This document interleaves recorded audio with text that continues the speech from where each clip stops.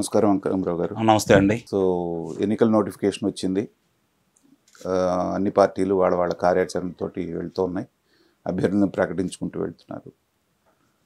అలాగే మనం ఇవాళ అనంతపురం పార్లమెంట్ కాన్స్టిట్యున్సీలో ఉన్నటువంటి 7 నియోజకవర్గాలు గతంలో ఏ ఏ పార్టీలు గెలిచినాయి, ఎవరెవరు అభ్యర్థులు గెలిచారు, అలాగే 2024లో రాబోయే దాంట్లో ఎలా ఉండబోతోంది అనేటువంటి దాని మీద చర్చిద్దాం. ముందుగా అనంతపురం అర్బన్ అండి. అనంతపురం అర్బన్లో 2014లో తెలుగుదేశం తరపు నుంచి ప్రభాకర్ చౌదరి, వైసీపీ నుంచి గురునాథ్ రెడ్డి పోటీ పట్టడం జరిగింది. టీడీపీ 9334 మెజార్టీతో గెలిచింది. అలాగే 2019లో వైసీపీ నుంచి అనంత వెంకటరామరెడ్డి, తర్వాత మళ్ళీ సేమ్ ప్రభాకర్ చౌదరి పోటీ పట్టడం జరిగింది. కాకపోతే ఈసారి 28,698 అంటే వైసీపీ వేవ్ అనేటువంటిది అక్కడ క్లియర్గా చూపించడం జరిగింది. మరి ఈసారి అనేటువంటిది ఇంకా కూటమికి ఏమన్నా ఇచ్చే అవకాశం ఉందేమో అనేటువంటిది ఇంకెందుకంటే ఎవరు పేరు డిక్లేర్ చేయలేదు కాబట్టి ఓవరాల్గా అసలు అనంతపురం అనేటువంటిది మొదటి నుంచి కొంత తెలుగుదేశానికి పట్టున్నటువంటి వ్యవహారమే. మరి ఈసారి ఎలా ఉండబోతుంది అంటారు? అంటే ఇక్కడ ఒకటి మీరు గుర్తుపెట్టుకోండి, కూటమి సంబంధం లేకుండా తెలుగుదేశం పార్టీ చాలా బలంగా ఉన్న జిల్లాల్లో అనంతపురం జిల్లా ఒకటి. ఈరోజు కూటమి కలిసిన తర్వాత దాని ప్రభావం ఇంకొంచెం బాగా ఉంటుంది. ఇక్కడ చాలామందికి అర్థం కాని విషయం ఏంటంటే అండి, ఎంతో కొంత ప్రజలకు మేలు చేసి ఆ ప్రాంతంలో కియా పరిశ్రమను తీసుకొచ్చేసి ఉద్యోగ వసతి కలపజేసినటువంటి తెలుగుదేశం ప్రభుత్వాన్ని కాదని ఆ రోజు మాయమాటలు చెప్పి అబద్ధాలు చెప్పి బాబాయ్ గారి హత్యకు ఉదంతాన్ని, కొడికత్తి ఉదంతాన్ని తీసుకొచ్చేసి ఇంకా ఏదో మేలు చేస్తానని ప్రజలు నమ్మించినప్పుడు వాళ్ళు ఆ రోజు అతనికి అంత ఆధిక్యత అంటే 2014లో 9,334 ఉంటే 2019 నాటికి 28,698 ఓట్ల ఆధిక్యతతోటి గెలవగలిగారు. ఇక్కడ మీరు ఆలోచించుకోవాల్సింది ఏంటంటే, ఇంత జరిగిన తర్వాత వాళ్ళకి ఆధిక్యం ఇచ్చిన తర్వాత ఈరోజు ఈ పరిపాలన చూసిన తర్వాత రేపు తెలుగుదేశం పార్టీ జనసేన కూటమికి ఎంత ఆధిక్యత వస్తుంది అనుకుంటారు? ఇది జనం ఆలోచించలేకపోతున్నారు. అంటే ఇప్పుడు ప్రజల యొక్క అభిప్రాయం ఎలా ఉంది అనేది ఆలోచించకుండా గతంలో ఇంత ఆధిక్యత వచ్చింది కదా, తగ్గుతుందేమో, లేకపోతే ఎంతో కొంత 151 స్థానాలు వచ్చినాయి కదా, తిరిగి మళ్ళీ వైఎస్ఆర్సీపీ వస్తుందేమో అని చెప్పని ప్రజల్ని మభ్య పెట్టాలని తటస్థులుగా ఉండే వాళ్ళ దృష్టిని ఓహో వైఎస్ఆర్సీపీ ఇంకా పోటీలో ఉంది కదా అని చెప్పుకోవాలని ప్రయత్నం చేస్తున్నారు తప్ప వాస్తవంగా ప్రజాక్షేత్రంలో చూసిన తర్వాత ఏ వర్గాలు కూడా అనుకూలంగా లేవండి. చాలా స్పష్టంగా ఇక్కడ అర్థమైపోతూ ఉంది. పోయినసారి 28,698 ఆధిక్యత వస్తే 2019లో అక్కడ ఇంకో విషయం కూడా ఉంది. అనంత వెంకటరామరెడ్డి గారు గతంలో లోక్సభ సభ్యుడు, ఆయన తీసుకొచ్చి ఈ పార్టీకి వచ్చిన తర్వాత ఆయన తీసుకొచ్చి ఇక్కడ శాసనసభ్యుడిగా పోటీ చేశారు. గతంలో అనుకూలంగా ఉన్న గురునాథ్ రెడ్డి గారు ఎన్నికల ముందు తెలుగుదేశం పార్టీలోకి రావడం కూడా జరిగింది. అందువల్ల అప్పుడు అనంత వెంకటరామరెడ్డి గారికి అక్కడ ఇవ్వడం కూడా జరిగింది. కాబట్టి ఇప్పుడు జరుగుతున్న పరిణామాలు ఏంటంటే మిగిలిన వాళ్ళతో పోల్చుకుంటే కొంచెం సౌమ్యుడిగా ఆయనకు పేరు ఉంది. అదొకటి కూడా కలిసి వచ్చింది గతంలో ఆయనకున్న దాన్ని బట్టి.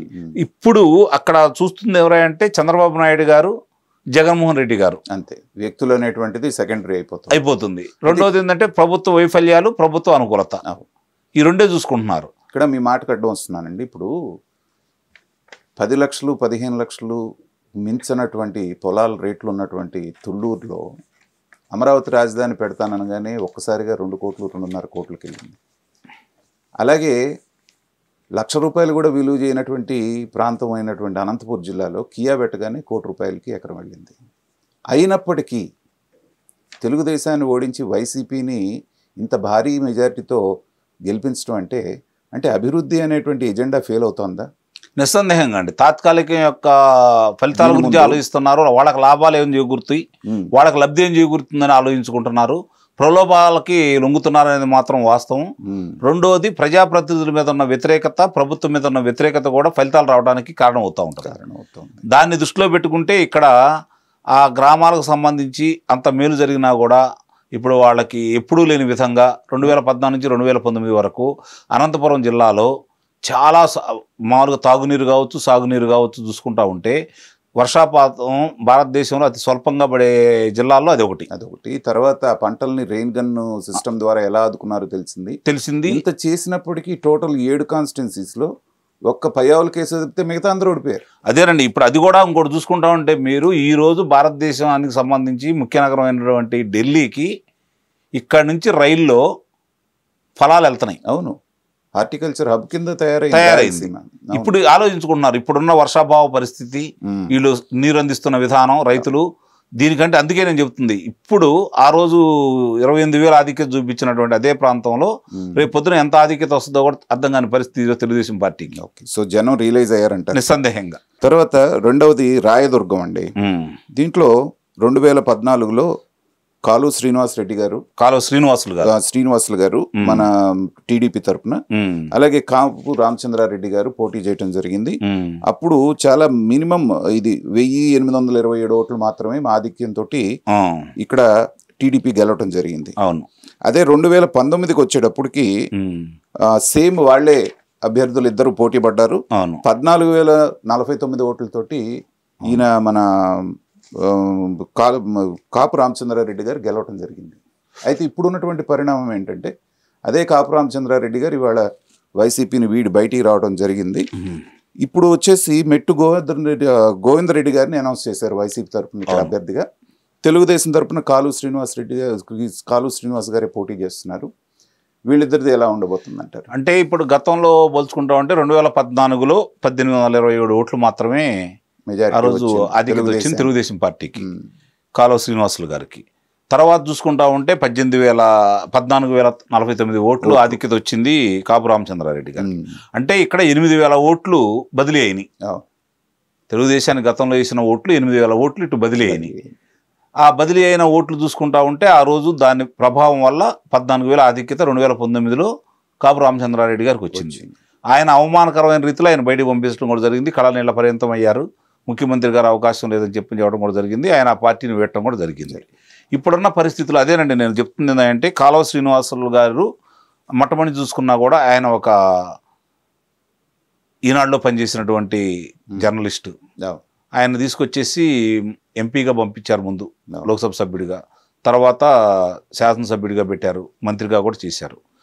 ఇప్పుడు దానికి దీనికి వ్యత్యాసం కూడా చూసుకుంటారు. అంతే కదా. ఇందాక నేను చెప్పిన ఉదాహరణ ఏంటంటే ఈరోజు ఆ ప్రాంత పరిస్థితి ఎలా ఉంది, గతంలో ఆ ప్రాంతంలో ఎలా ఉంది, అక్కడ కొట్లాట్లకి దొమ్మిలకి నిలయమైనటువంటి ఏ ప్రాంతాన్ని తెలుగుదేశం ప్రభుత్వం ఉండగా ఎలా ఉంది, తిరిగి ఈరోజు ఎలా ఉంది ఆలోచించుకుంటారు కదా ప్రజలు కూడా నిస్సందేహంగా. ఖచ్చితంగా ఆ రోజు వైరు వర్గాలుగా ఉన్నటువంటి పరిటాల రవి కుటుంబం గారు కావచ్చు, లేకపోతే జేసీ దివాకర్ రెడ్డి గారి కుటుంబాలు కావచ్చు, రెండు ఒక ఘాటిని గట్టి నడిపించిన వ్యక్తి చంద్రబాబు నాయుడు గారు. కానీ ఈ రోజు పరిస్థితి ఎలా ఉంది, అక్కడ తిరిగి మళ్ళీ ఫ్యాక్షన్ వెనకటి వ్యవహారాలు మొదలవుతాయి వచ్చేస్తున్నాయి కదా. ఇవన్నీ చూసుకున్న తర్వాత ఆ ప్రాంతంలో జరుగుతున్నారు. ఇప్పుడు కాపు రామచంద్రారెడ్డి గారు బయటికి కూడా రావడం కూడా జరిగింది. సరే, ఇప్పుడు నేను వ్యక్తుల గురించి అక్కడ ప్రస్తావన చేయట్లేదు, పార్టీల గురించే ప్రస్తావన చేస్తున్నాను. చేయకపోయినా కూడా ఆయన బయటకు వచ్చినటువంటి ప్రభావం ఎందుకంటే నిస్సందేహంగా ఉంటుందండి.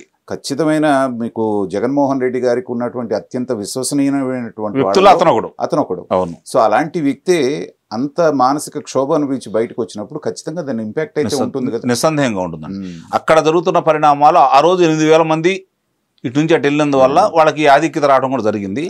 రేపు జరిగే 2024 ఎన్నికల్లో నాకున్న సమాచారం ప్రకారం, నేను పరిశీలన చేసిన కొన్ని ప్రాంతాలు కావచ్చు, నేను మాట్లాడిన కొంతమంది వ్యక్తులతో కనుక మనం చూసుకుంటా ఉంటే ఇప్పుడున్న ప్రభుత్వం మీద చాలా తీవ్ర ఆగ్రహవేశాలతో ఉన్నారు. అది మాత్రం వాస్తవం. సర్వేలు కూడా అనంతపురంలో వన్ సైడెడ్ గా ఉండబోతుంది. కనీసం నాకున్న సమాచారం ప్రకారం 25,000 పైచిలుకు ఆధిక్యతతోటి కాలువ శ్రీనివాసరావు గారు గెలవబోతున్నారు అనేది నాకున్న సమాచారం. ఇది కూడా రేపు పొద్దున జరిగే ఎన్నికల్లో తెలుగుదేశం పార్టీ ఖాతాలోనే వేసుకోవచ్చు. తర్వాత వస్తే ఇప్పుడు మన పయ్యావుల కేశవ్ గారి కాన్స్టిట్యున్సీ ఉరవకొండ అండి. ఉరవకొండలో 2014లో మనకి ఇక్కడ విశ్వేశ్వర రెడ్డి గారు వైసీపీ తరపు నుంచి చేశారు, పయ్యావుల కేశవ్ గారు తెలుగుదేశం నుంచి చేశారు. ఆయన వైసీపీ క్యాండిడేట్ అక్కడ 2,275 ఓట్ల మెజార్టీతో గెలవడం జరిగింది. 2014లో 2,275 మాత్రమే. అవును. అదే మీరు 2019కి వచ్చేటప్పటికి రాయలసీమ మొత్తం మీద తెలుగుదేశం గెలిచింది కేవలం 3 సీట్లు. ఆ 3 సీట్లలో పయ్యావుల కేశవ్ గారిది ఒక సీటు. అక్కడ విశ్వేశ్వర రెడ్డి గారు వైసీపీ నుంచి, పయ్యావుల కేశవ్ గారు టీడీపీ నుంచి చేశారు. 2,132 ఓట్లతోటి కేశవ్ గారు గెలవడం కూడా జరిగింది. మరి ఈసారి ఇక్కడికి వచ్చేటప్పటికి విశ్వేశ్వర రెడ్డి గారును పయ్యావుల కేశవే మళ్ళీ దీంట్లో ఉంటున్నారు. ఇది ఎలా ఉండబోతుంది అంటారు? ఎందుకంటే పయ్యావుల కేశవ్ గారిది ఒకటి ఉంది, మీది దృష్టిలో ఉంది, ఆయన గెలిస్తే పార్టీ ఓడిపోతుంది, పార్టీ ఓడిపోతే ఆయన గెలుస్తాడు అనేటువంటిది. ఈ తర్వాత ఆ నానుటి మారుతుందండి, ఆ ట్రెండ్ మారే నిస్సందేహంగా, అందుట్లో ఎలాంటి సందేహం కూడా ఏం లేదు. పయ్యావుల కేశవ్ గారికి మామూలు గతంలో ఆయన గెలిస్తే ప్రభుత్వం రాదు, ఆయన ఓడిపోతే ప్రభుత్వం వస్తుంది అనేది మనకి వినిపిస్తున్నటువంటి వార్తలు. 1999 తీసుకున్నా లేకపోతే 2014 తీసుకున్నా మనకి అదే కనపడతాం. కానీ ఈ తర్వాత ఆ పరిస్థితి మారబోతుంది. అక్కడ ఉన్న పరిస్థితి ఏంటంటే, ఇప్పుడు ఇందుట్లో మొన్న జరిగిన ఎన్నికలు కనుక ప్రామాణికంగా తీసుకుంటా ఉంటే మనకి 2132 ఓట్లు మాత్రమే తెలుగుదేశం పార్టీ ఆధిక్యత. అవునండి. ఇప్పుడు ఇవాళ ఉన్న పరిస్థితుల్లో ఆ ప్రాంతాన్ని అభివృద్ధి కుంటుపడటం, అక్కడ ఉన్న పరిస్థితులు, దౌర్జన్యాలు, శాసనసభ్యుడిగా ఉన్నా కూడా, ఆయన శాసనసభ్యుడిగా లేకపోయినా కూడా విశ్వేశ్వర రెడ్డి గారు ఆ ప్రాంతంలో చేసినటువంటి కార్యక్రమాలన్నీ కూడా ప్రజల మనసులో ఉన్నాయి. కాబట్టి అదొకటి, దొంగ ఓట్ల ఉదంతం ఒకటి బాగా ప్రభావం కూడా రేపు ఉంది. కాబట్టి వేల దొంగ ఓట్లు అక్కడ చేర్పించి దాన్ని అధికారులు కూడా సస్పెండ్ అవ్వడం. అవును, ఇవన్నీ దృష్టిలో పెట్టుకున్న తర్వాత ప్రజల్లో ఒక రకమైనటువంటి యావగింపు ఉంది ఈ ప్రభుత్వం మీద, పెద్దల మీద కూడా. దాన్ని దృష్టిలో పెట్టుకుంటా ఉంటే నాకున్న సమాచారం ప్రకారం చూసుకుంటా ఉంటే అండి, ఎట్టి పరిస్థితుల్లో కూడా పయ్యావుల కేశవ్ గారు అక్కడ విజయం సాధిస్తున్నారు అనేది వాస్తవం. అక్కడ ఇప్పుడు ఉన్నటువంటి పరిస్థితుల్లో ఆయన మీద ఉన్నటువంటి అపవాదు తొలగిపోయిద్దని కూడా నేను భావిస్తున్నాను. ఆయనతో పాటు ప్రభుత్వం కూడా అధికారంలోకి వస్తుంది అనే భావన చాలా స్పష్టంగా ఉంది, దాన్ని కాదనలేని విషయం. ఆయనకి ప్రముఖ స్థానం కూడా, ఎందుకంటే ఇలాంటి వాళ్ళు అందరం కూడా, అంటే పార్టీలకు అతీతంగా ఇప్పుడు ఇలాంటి వాళ్ళు కొంతమంది వాళ్ళైనా కూడా సబ్జెక్ట్ మీద అవగాహన ఉండి కొంచెం సబ్జెక్ట్ మీద మాట్లాడగలిగిన ఇలాంటి వాళ్ళు అసెంబ్లీలో ఉండాలని మనలాంటి వాళ్ళందరూ కోరుకోవాలి. ఇకపోతే గుంతకల్లండి, గుంతకల్లో టీడీపీ తరపున 2014లో జితేందర్ రెడ్డి పోటీ చేయడం జరిగింది. అలాగే వైసీపీ తరపున వెంకటరామరెడ్డి పోటీ చేయడం జరిగింది. అక్కడ టీడీపీ గెలవడం జరిగింది 2014లో 5094 ఓట్ల మెజారిటీతో అండి. అలాగే 2019కి వచ్చేటప్పటికి వెంకటరామరెడ్డి తెలుగుదేశం తరపున, జితేందర్ రెడ్డి తెలుగుదేశం తరపున వెంకటరామరెడ్డి పోటీ చేయడం జరిగింది. వైసీపీ 48,532 ఓట్ల మెజారిటీతో గెలిచింది. చాలా భారీ మెజారిటీ కనుక జిల్లాలో ఈ 7 సెగ్మెంట్లో అదే ఆధిక్యం. అయితే 2024కి వచ్చేటప్పటికి ఏంటంటే ఇంకా వాళ్ళు ఎల్లారెడ్డి గారి వెంకటరామరెడ్డిని ప్రకటించారు. మరి ఇక్కడ తెలుగుదేశం తరపున మరి గుమ్మనూరి జయరాం ఎవరైతే మాజీ మినిస్టర్ ఉన్నాడో వైసీపీ నుంచి ఇక్కడికి వచ్చారు. కాబట్టి ఈ మిగిలిన 5 పేర్లలో ఆయన పేరు ఉంది, ఇంకా ఆయనకే ఖచ్చితంగా కన్ఫర్మ్ అవుతుందని చెప్పేసిన వార్తలు వస్తున్నాయి.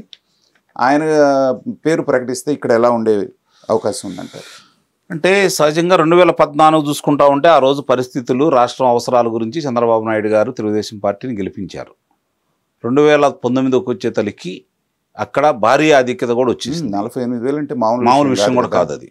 అంటే ఇక్కడ జరుగుతుంది ఏంటంటే, ఇక్కడ 2,500 ఓట్లు, అక్కడ 25,000 ఓట్లు, అంటే 26,500 ఓట్లు, 27,000 ఓట్లు ఇటు నుంచి అటు పడ్డాయి.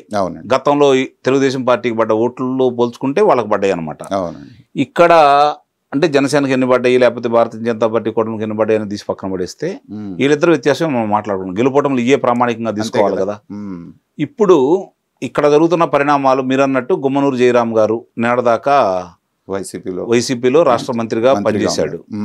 ఆయన మీద అనేక అభియోగాలు కూడా ఉన్నాయి. సామాజిక పరంగా మరి ఎందుకు తీసుకున్నారనేది పెద్దలకు తెలియాలి. కానీ అక్కడ ఉన్నటువంటి తెలుగుదేశం పార్టీ కార్యకర్తల్లో కావచ్చు, స్థానికుల్లో కావచ్చు కొంత వ్యతిరేకత ఉన్నది మాత్రం వాస్తవం.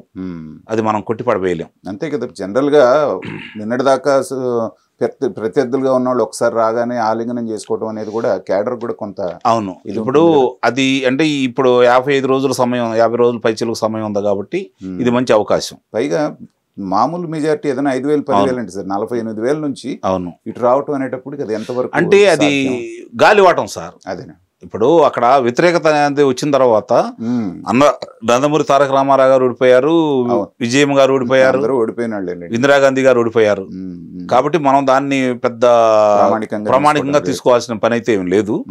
ఇప్పుడు గాలివాటం ఎలా ఉంది, ప్రజలు ఏమనుకుంటున్నారు, ప్రజలు యొక్క నాకు తెలిసినంత వరకు అండి నాకు తెలిసినంత వరకు తూర్పుగోదావరి జిల్లా, పశ్చిమ గోదావరి జిల్లా, అనంతపురం జిల్లా ఎటు మొగ్గితే అటు ప్రభుత్వాలు ఉంటున్నాయండి. ఖచ్చితంగా జనరల్గా నానుడి ఉంది, అది ప్రూవ్ అవుతుంది, తిరిగి పునరావృతం కాబోతుందని అయితే నేను భావిస్తున్నాను. ఇక్కడ ఇప్పుడున్న ఆధిక్యతను 48,000 ఆధిక్యతను ఎట్టా పోతే ఏందనేది అసలు దాని గురించి ప్రామాణికంగా కూడా తీసుకోవాల్సిన అవసరం అయితే లేదు. ప్రభుత్వం మీద వ్యతిరేకత అనేది చాలా స్పష్టంగా ఉంది కాబట్టి ప్రజలు వాళ్ళ నిర్ణయాన్ని చాలా స్పష్టంగా చెప్పబోతున్నారు.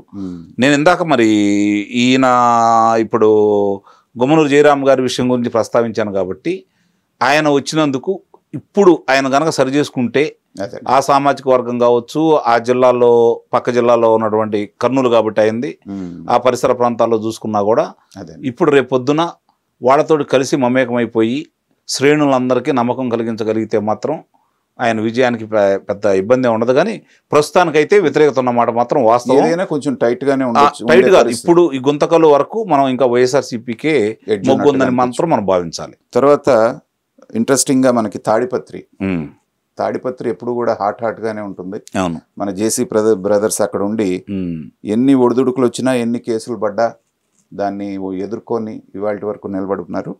2014లో జేసీ ప్రభాకర్ రెడ్డి గారు, తర్వాత విపి రామరెడ్డి గారు అక్కడ మనకి పోటీ చేయడం జరిగింది. టీడీపీ 22,172 ఓట్ల మెజారిటీతో, మంచి మెజారిటీతో గెలవటం జరిగింది.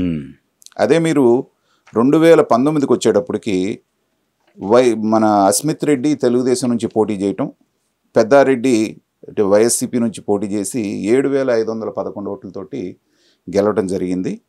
ఈసారి కూడా అస్మిత్ రెడ్డి, పెద్దారెడ్డి పోటీ పడబోతున్నారు కాబట్టి ఇది ఎలా ఉండబోతుంది అంటారు? ఇప్పుడు ముఖ్యంగా తాడిపత్రి గురించే మనం ప్రత్యేకంగా మాట్లాడుకోవాలి. తాడిపత్రి నియోజకవర్గంలో ఆ రోజు జేసీ ప్రభాకర్ రెడ్డి గారు 2014లో గెలిచాడు. అందులో మీకు ఒక విషయం గుర్తు చేయాల్సింది ఏంటంటే మొత్తం మున్సిపాలిటీలు ఓడిపోయిన, అదే చెప్పబోతున్నాం, అది ఒక్క మున్సిపాలిటీనే గెలవడం. ఇప్పుడు వీళ్ళంత సమర్థులలో స్థానికంగా వీళ్ళు గొప్పవాళ్ళని కనుక మనం భావించాలి అంటే అది ఒక నిదర్శనం.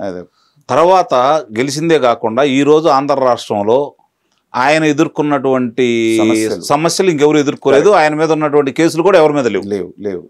అయినా సరే ఎక్కడా కాడి కింద పడేయకుండా పోరాటం చేస్తున్నాడు. ఇది ప్రజల మనసులో గెలుచుకున్నారు ముందు వాళ్ళ కుటుంబ సభ్యులు. ఈ రోజు చూసుకుంటామంటే మీకు అక్కడ మళ్ళీ వాళ్ళిద్దరే పోటీ పడుతున్నారు. అంతకుముందు 22,000 ఆధిక్యత వచ్చింది, తర్వాత వాళ్ళకి 7,000 ఆధిక్యత వచ్చింది కాబట్టి అది పెద్ద, అది దాని గురించి అసలు ఆలోచించాల్సిన పని లేదు. వాళ్ళ పెద్దారెడ్డి గారు నిర్వాహకం కావచ్చు, మరి గతంలో వాళ్ళు మాట్లాడుకున్న విషయాలు కావచ్చు, ప్రజలు ఒక రకమైనటువంటి భావనలో ఉన్నమాట కూడా వాస్తవమే.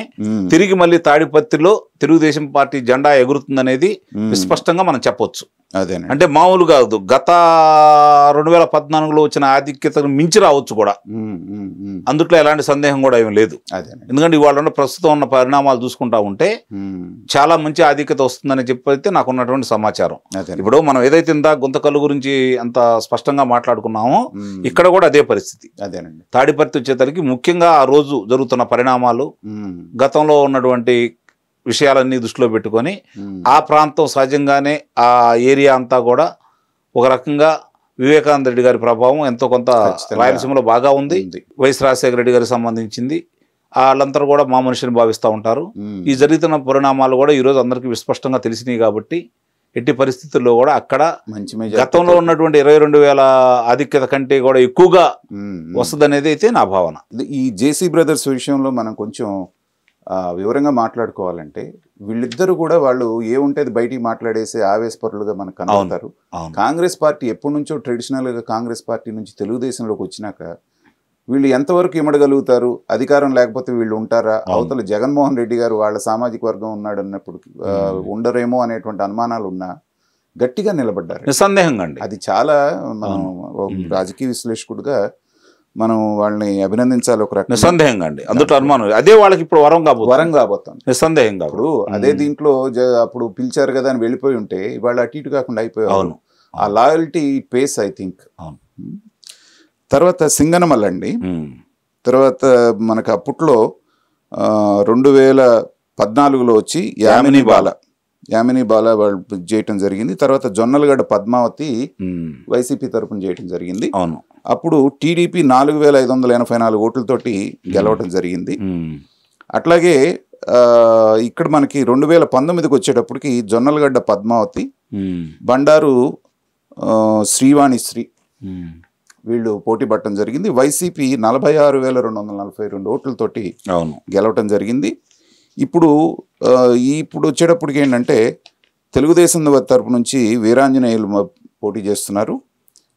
శ్రీ మామూలుగా వైసీపీ నుంచే పోటీ చేస్తున్నారు. ఇక్కడ ఎలా ఉండబోతుంది అంటారు? సింగనమల బండారు శ్రావణి గారే పోటీ చేయబోతున్నారు. ఓకే. వాళ్ళకి మన్నెపోలు వీరాంజనేయులు గారు పోటీ చేయబోతున్నారు వైఎస్ఆర్సీపీ పార్టీ తరఫున. Okay okay. తెలుగుదేశం పార్టీ తరఫున మాత్రం బండారు శ్రావణి గారే పోటీ చేయబోతున్నారు. శ్రావణిశ్రీ అదే శ్రావణి సహజంగా శ్రావణిశ్రీ పోటీ చేయబోతున్నారు. ఆ అమ్మాయికి సీటు రాకూడదని చెప్పి విశ్వ ప్రయత్నం చేశారు. గతంలో యామిని బాల గారు గెలిచారు. భారీ ఆధిక్యతతోటి మళ్ళీ జొన్నలగడ్డ పద్మావతి గారు కూడా గెలిచారు. ఆమె మనస్తాపం చెంది ప్రభుత్వాన్ని మీద కినుకు వహించి ఆమె కొన్ని మాటలు మాట్లాడటం కూడా జరిగింది. చూసాము.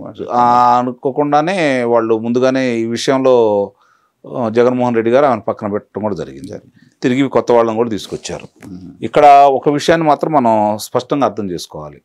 ఈ బండారు శ్రావణి అనే అమ్మాయి నిస్సందేహం కూడా ప్రజల మనసులో అయితే గెలుచుకుంది. అక్కడ గ్రామాన తిరుగుతూ ఉంది. ఓకే. అన్ని విషయాలు పార్టీ ఏదైతే ఆదేశిస్తుందో అవన్నీ పక్కాగా అమలు చేసిన శాసనసభ్యుడిగా పోటీ చేసే అభ్యర్థుల్లో ఈ అమ్మాయికి కూడా మంచి మార్కులు వేయాలి మనం. ఓకే. అందులో ఎలాంటి సందేహం కూడా ఏమి లేదు. మరి అలాంటప్పుడు ఎందుకు తీసి పక్కన పెట్టారంటే వీళ్ళకి సర్వేలు గ్రాఫ్లని మాట్లాడుతుంటారు వైసీపీ. అది కాదు, ఆ తీసి పక్కన పెట్టింది జొన్నలగడ్డ పద్మావతి. అదేనండి. ఇక్కడ ఇప్పుడు తెలుగుదేశం పార్టీ తరఫున పోటీ చేస్తాం బండారు శ్రావణి. అదేనండి, బండారు శ్రావణి. కాబట్టి ఆమె గురించి మాత్రమే నేను చెప్తున్నాను. ఓకే. ఇప్పుడు ఆంజనేయులు గారు వీరాంజనేయులు గారు అక్కడ కొత్త, ఇక్కడికి వచ్చేతలకి బండారు శ్రావణశ్రీ గతంలోనే పోటీ చేసింది. అంత పట్టు ఉన్నటువంటి అమ్మాయికే ఈ రోజు మళ్ళీ ప్రజలతోటి మమేకం అయిపోతా ఉంది. ఆమెను కాదని చేయాలని కొంతమంది ప్రయత్నం చేశారు. అవన్నీ అధిగమించి అధిష్టానం వాళ్ళకి అమ్మాయికే ఇచ్చింది. అట్లానే శ్రమ పడుతుంది ఆమె. ఈ రోజు ఉన్న పరిస్థితుల్లో ఈ 46,000 ఇందా చెప్పినట్టు అసలు అవన్నీ ప్రామాణికంగా తీసుకోవాల్సిన అవసరం లేదు. తెలియండి, ఒక వేవ్ వచ్చిన తర్వాత వచ్చేసినాక ఇవేమి నిలబడవు. అవును. ఇప్పుడు ప్రజలు కూడా ఆలోచించుకుంటున్నారు. ముఖ్యంగా మనం ఆలోచించుకోవాలంటే అండి, ప్రజలు స్వతంత్రాన్ని కోరుకుంటున్నారు. చాలా మందికి అర్థం కాని విషయం ఏంటంటే ప్రజలు ఏదో కోరుకుంటున్నారని కోరుకోవట్లేదు, ప్రజలు స్వతంత్రాన్ని కోరుకుంటున్నారు. ఈ నిర్బంధం లేకుండా. అవును. 1947కు ముందు మనుషులు బతికాం కదా, పెద్దవాళ్ళు బతికారు కదా, మన పెద్దవాళ్ళు. వాళ్ళు వ్యవసాయం చేసుకున్నారు, వాళ్ళు వ్యాపారం చేసుకున్నారు. కానీ ఎందుకోసం పోరాడారు? స్వేచ్ఛ, స్వతంత్రం కోసం. నా దేశం, నేను స్వతంత్రంగా ఉండాలా, నా మీద పరాయి దేశస్తుల యొక్క పెత్తనం ఏంటి అని చెప్పని భావించారు. అణగదొక్కుతుండే తిరగబడ్డారు. కొంతమంది ప్రాణాలు అర్పించారు, కొంతమంది శాంతియుతంగా. మొత్తానికైతే స్వతంత్రం అయితే వచ్చింది. ఈ రోజు కూడా ఇప్పుడు ఇక్కడ ప్రజలు కూడా కోరుకుంటుంది ఏంటంటే స్వతంత్రం మళ్ళీ కోరుకుంటున్నారండి వాళ్ళు. ఆ రోజు విదేశీయులు చేసిన దానికంటే కూడా ఇంకా కర్కశంగా వీళ్ళు ఇక్కడ వ్యవహరిస్తున్నారని చెప్పి ఈరోజు ప్రజలు భావిస్తున్నారు. అది చాలా మందికి అర్థం కావట్లా. ఎందుకు ఇంత వ్యతిరేకత వస్తుందనేది కూడా అర్థం కావట్లా. ఇప్పుడు జగన్మోహన్ రెడ్డి గారు ఎక్కడికి వెళ్ళినా కూడా సభలో సమావేశాలు పెడుతున్నారు. సహజంగానే జనం సమీకరించుకుంటారు. అధికార పార్టీ అట్లాగే జనాన్ని ఆకర్షించగల శక్తి ఉన్న వ్యక్తి జగన్మోహన్ రెడ్డి గారు. తక్కువ అంచనా వేయడానికి వీల్లేదు. కానీ ప్రతిపక్ష నేతకి అంత పోటీ జనం ఎందుకు వస్తున్నారు? ఇది కదా ఇప్పుడు ఆలోచించుకోవాల్సింది. ఇప్పుడు వాలంటరీ వ్యవస్థ వాళ్ళు బెదిరిస్తున్నారు, గ్రామ సచివాలయం వాళ్ళు బెదిరిస్తున్నారు, పోలీసులు బెదిరిస్తున్నారు, అధికారులు బెదిరిస్తున్నారు. పథకాలు రావంటున్నారు, ఉన్న పథకాలు రద్దు చేస్తామంటున్నారు, రేపు వచ్చే మేము రాకుండా చేస్తామని అంటున్నారు. ఇవన్నీ బెదిరించినా కూడా స్వచ్ఛందంగా ప్రజలు ఎందుకు తరలి వస్తున్నారు? ఇది కదా ఇప్పుడు మనం ఆలోచించుకోవాల్సింది. అంటే వాళ్ళలో ఉన్నటువంటి ఆవేశానికి ఈ రకంగా వాళ్ళు బయటకు వచ్చేసి సంఘీభావం తెలుపుతున్నారు. అదొకటి. ఎవరన్నా వెళ్ళి ఏ పార్టీ గెలవబోతాను చెప్పండి అంటే కూడా ఫ్రీగా చెప్పలేనటువంటి పరిస్థితే కదా. నిస్సందేహంగా కొంతమంది అయితే ఎందుకులేండి సార్ చెప్తే కేసులు పెడతారని తప్పించుకొని వెళ్ళిపోతారు. ఇప్పుడు అక్కడ జరుగుతుంది గుర్తుపెట్టుకోండి. ఎందుకులేండి చెబితే కేసులు పెడతారన్న వాళ్ళు ఎవరు కూడా వైఎస్ఆర్సీపీ పార్టీకి ఓటేయరండి. అంతే, దాంట్లో అనుమానం. చూద్దామండి ఎవరు వస్తుందో చెబుతామన్న వాళ్ళు కూడా వేయరండి. వైఎస్ఆర్సీపీ మళ్ళీ జగనే వస్తామన్న వాళ్ళు మాత్రమే జగన్ గారికి ఓటేస్తారు. అట్లా చూసుకుంటా ఉంటే ఒక 2,000 మంది తోటి అక్కడ కనుక మాట్లాడటం జరిగిందండి. వివిధ వర్గాల వారితోటి మాట్లాడిన దాంట్లో 1,300 మంది తెలుగుదేశం పార్టీ కూటమి వస్తుందని చెప్పి చెప్పడం కూడా జరిగింది. 700 మంది మాత్రమే వైఎస్ఆర్సీపీకి అనుకూలంగా చెప్పారు. అనుకూలంగా కూడా చెప్పలేదు. అందులో 400 మంది అనుకూలంగా చెప్పారు, 300 మంది చూద్దాం అన్నారు. వ్యతిరేకంగా మాత్రం 1,300 మంది చెప్పడం కూడా జరిగింది. సో 1,300 మంది అవుట్ రైట్ గా వ్యతిరేకంగా చెప్పేశారు. మరి రేపు పొద్దున 300 ఎంతమంది వేస్తారో తెలియదు కదా వైఎస్ఆర్సీపీ పార్టీకి. అంటే ప్రజల నానుడి ఇలా ఉంది. దాన్ని ఈ అమ్మాయి సొమ్ము చేసుకుంటుందని అయితే నేను భావిస్తున్నాను. ఇది కూడా తెలుగుదేశం పార్టీ అక్కడ ఉమ్మడి ఇప్పుడు ఉన్న పొత్తుల్లో భాగంగా ఈ స్థానం కూడా తెలుగుదేశం పార్టీ ఖాతాలో వేసుకోవచ్చండి. తర్వాత చివరిగా కళ్యాణదుర్గం అండి. ఇది 2014లో వచ్చేటప్పటికి హనుమంతరాయ చౌదరి గారు టీడీపీ తరఫున, ఈ తిప్పేస్వామి మన వైసీపీ తరఫున పోటీ చేయడం జరిగింది. 22,319 ఓట్ల మెజార్టీ తోటి టీడీపీ గెలవడం జరిగిందండి. అలాగే 2019కి వచ్చేటప్పటికి మంత్రిగా చేసినటువంటి ఉషశ్రీ చరణ్ వైసీపీ నుంచి చేశారు. తర్వాత ఉమామహేశ్వర నాయుడు మధ్యనేని వచ్చేటప్పటికి తెలుగుదేశం, వైసీపీ గెలిచింది. 19,896 ఓట్లు. ఇందాక మనం మాట్లాడుకున్నట్టుగా అప్పుడు 22,000 వచ్చినాయి. ఏది 2014. అవును. వెంటనే 22,000 తగ్గిపోయి వీళ్ళకి దగ్గర 20,000, 19,396 అంటే 114 ఓట్లతోటి 20,000 కదా. అంతే కదా. సో అలా మారింది. ఈసారి తలారి గోవిందరెడ్డి తర్వాత అమిలినేని సురేంద్రబాబు వీళ్ళిద్దరు పోటీ పడుతున్నారు. ఇక్కడ ఎలా ఉండబోతుంది అంటే ఇక్కడ ఇది వచ్చేతలకండి మనం ఒకసారి ఆలోచించుకుంటే కళ్యాణదుర్గం మామూలుగా ఇతను ఉమామహేశ్వర నాయుడు గారు కొంచెం 2019లో ఓడిపోయిన తర్వాత ప్రజలకు కొంచెం అందుబాటులో ఉన్నాడు, బాగానే తిరిగాడు. ఈ యొక్క ఎందుకు మార్చారు అనేది కూడా కొంచెం ఆలోచించాల్సిన విషయమే. అదే సహజంగానే ఆయనకి అనుకున్నారు, సహజంగా అందరూ కూడా ఆయనకలే మొగ్గు చూపారు చాలా వరకు. మళ్ళీ చివరి నిమిషంలో ఈ అమిలినేని సురేంద్రబాబు గారు ఎలా వచ్చారు అనే దాన్ని కూడా మరి ఏదో అందరు అభిప్రాయాలు తీసుకొని అధినేత ప్రకటించారు అంటున్నారు. కాబట్టి ఇది కొంచెం ఆలోచించాల్సిన విషయమే. ఆయన మామూలుగా మనకి ఉమామహేశ్వర నాయుడు గారు శ్రమపడ్డారు, అందులో ఎలాంటి సందేహం కూడా లేదు. ఈయన కొత్త వ్యక్తి కాబట్టి కాకపోతే ఇక్కడ ఆయన పార్టీకి వీరవిధేయుడు అదే ఉమామహేశ్వర నాయుడు గారు, అందులో ఎలాంటి సందేహం కూడా లేదు. కాబట్టి మనస్ఫూర్తిగా పనిచేస్తే అక్కడ విజయం సాధ్యం. ఓకే, నిస్సందేహంగా కళ్యాణదుర్గం అనేది ఉమామహేశ్వర నాయుడు గారు మనస్ఫూర్తిగా పనిచేస్తే విజయం అయితే సాధ్యం. కాకపోతే ప్రస్తుతం ఉన్న వ్యతిరేకత సురేంద్రబాబు గారికి అనుకూలంగా మారుతుంది. కానీ భారీ ఆధిక్యతతోటి మళ్ళీ గెలుపొందాలి అంటే మాత్రం ఉమామహేశ్వర నాయుడు గారి యొక్క మద్దతు, ఆయన సేవలు కూడా ఈయనకి పార్టీకి అవసరం అని చెప్పి అయితే నేను భావిస్తున్నాను. సో ఒకవేళ నాయుడు గారు కొంచెం అటు ఇటుగా ఉన్నా కానీ మార్జిన్ లో బయట విజయం వస్తుంది, దాని గురించి ఇబ్బంది అయితే ఏం లేదు. కానీ ఆ ప్రాంతంలో కాకపోతే ఆయన కూడా మనస్ఫూర్తిగా చేస్తే మాత్రం భారీ ఆధిక్యత రావడానికి మంచి అవకాశాలు అయితే అక్కడ చాలా పుష్కలంగా ఉన్నాయి. మన అమిలినేని సురేంద్రబాబు గారు ఆ విధంగానే దిశగా వెళ్తారేమో చూడాలి. ఇప్పుడు తలారి గోవిందరెడ్డి గారికి ఇచ్చారు కాబట్టి గతంలో గెలిచిన ఆయన వదిలేసి అదేనండి చూడాలి. మరి ఇప్పుడు ఇక్కడ జరుగుతున్నటువంటి పరిణామాలు చూసుకుంటా ఉంటే మనకి ఓవరాల్గా 7 నియోజకవర్గాల్లో మీరు చెప్పిన దాని ప్రకారంగా మెజారిటీ ఇటే ఎక్కువ. 5 నియోజకవర్గాల్లో ఆధిక్యత అనేది స్పష్టంగా ఉంది. 2 నియోజకవర్గాలకి నువ్వు అనేటట్టు ఒకటి మాత్రం నాకు ఇంకా ఆలోచించుకోవాలి, మిగిలింది మాత్రం ఒకసారి. సో ఏది ఏమైనప్పటికీ అనంతపురం పార్లమెంట్ సీటు తెలుగుదేశం ఖాతాలోకి పడే అవకాశం అంటే గతంలో చూసుకుంటే ఈ మధ్య నా పరిశీలనలో వచ్చిందని చూసుకుంటా ఉంటే 14 నియోజకవర్గాలు కాబట్టి అనంతపురం నియోజకవర్గాల్లో 14 నియోజకవర్గాల్లో 11 తెలుగుదేశం పార్టీకి రావడానికి అవకాశం చాలా స్పష్టంగా ఉంది. ఇది మన హిందూపురం అనంతపురం పార్లమెంట్ నియోజకవర్గాలు కలుపుకుంటే తీసుకుంటే 11 నియోజకవర్గాలు అయితే చాలా స్పష్టమైన ఆధిక్యత అయితే ఉంది. 2 నియోజకవర్గాల్లో నువ్వా అన్నట్టు జరుగుతూ ఉంది. ఒక నియోజకవర్గం మాత్రమే కాస్త ఆలోచించుకోవాల్సిన పరిస్థితి కనపడతా ఉంది. ఎట్టి పరిస్థితుల్లో కూడా 11 మాత్రం ఆధిక్యత తెలుగుదేశం పార్టీకి వస్తుందని అయితే నేనైతే భావిస్తాను. సో ఓవరాల్గా పోయినసారి రాయలసీమలో పూర్తిగా వన్ సైడెడ్ అయిపోయింది. ఇవాళ ఆ పరిస్థితి లేదా, ఆ పరిస్థితి ఇలాంటి అనంతపురం జిల్లాలో మాత్రం ఇటు తెలుగుదేశానికే అనుకూలంగా ఉండే అవకాశం ఉందనేది 52 నియోజకవర్గాల్లో నాకు తెలిసినంత వరకు 41-42 నియోజకవర్గాలకి తెలుగుదేశం పార్టీ గెలిచే అవకాశాలు అయితే చాలా స్పష్టంగా కనిపిస్తున్నాయి. అట్లా అంటారు. మరి మన కడపలో కూడా దాదాపు అంటే 6 నియోజకవర్గాలు చెబుతున్నారు. కానీ ఇప్పుడున్న పరిస్థితి చూస్తూ ఉంటే సానుకూల దృక్పథమే ఉంది. కానీ ఇంకా అవకాశం దొరికింది వీళ్ళకి. అదొకటి. ఇప్పుడు పరిణామాలు మారబోతున్నాయి కదా, వెళ్ళే కొద్దీ మరి షర్మిల పోటీ చేస్తుంది అంటున్నారు, సునీతనా లేకపోతే వాళ్ళ మదరా, ఇట్లా రకరకాలు ఉన్నాయి. చివరికి ఎలక్షన్కి వచ్చేటప్పటికి ఎలా ఉంటుంది మూడు అనేటువంటి అదే చూడాలండి. ఇప్పుడు గతంలో ఏందంటే ఒకటి గుర్తుపెట్టుకోండి, రాజశేఖర రెడ్డి గారి ప్రాబల్యం పెరగడానికి కూడా ఆ రోజు ప్రతి ఎన్నికల్లో నేనే ముఖ్యమంత్రిగా ప్రచారం చేసుకునేవాడు ఆయన. వాళ్ళు ఏంటంటే సహజంగానే అక్కడ ఉన్నటువంటి వైరుధ్యాలు ఇవన్నీ దృష్టి పెట్టుకొని రాజారెడ్డి గారిని దృష్టిలో పెట్టుకొని ముఖ్యమంత్రి కాబోయేంతో మనకెందుకు లేని ఉద్దేశంతో అవతల వర్గం కూడా ఆయనతో కలిసిపోయేది. అట్లానే ప్రతి గ్రామాల్లో 2 వర్గాలని కలవకుండా ఆయన రాజకీయం చేసుకుంటూ వచ్చేవాడు. ఈయన కూడా అట్లానే 2014లో నేనే ముఖ్యమంత్రి అనుకున్నా అని ప్రచారం చేశాడు కాబట్టి రాయలసీమలో అత్యధికంగా ఆయనకి అవకాశం దొరికింది. కర్నూలు కావచ్చు, చిత్తూరు కావచ్చు, కడప కావచ్చు, ఆయనకి అవకాశాలు దొరికినాయి. తర్వాత 2019లో ఎటు నేనే ముఖ్యమంత్రి, అలాగే బాబాయ్ గారు అత్యుదంతం కూడా కలిసి వచ్చింది కాబట్టి ఆయనకి బాగా కలిసి వచ్చింది. తెలుగుదేశం పార్టీ సునామీలో కొట్టుకుపోయింది, పూర్తి వన్ సైడెడ్ అయిపోయింది. 49 నియోజకవర్గాలు వాళ్ళు గెలవడం జరిగింది, 3 నియోజకవర్గాలు మాత్రం వీళ్ళు గెలవడం జరిగింది. ఈ తోడ పరిస్థితి చాలా భిన్నంగా ఉంది. ముఖ్యమంత్రిగా పనితీరు చూశారు, గతంలో ఆయన పనితీరు చూడలేదు. ఒక్క అవకాశం ఫ్రెష్ గా ఉన్నాడు కాబట్టి, యువకుడు కాబట్టి అని ఏదో ఇచ్చారు.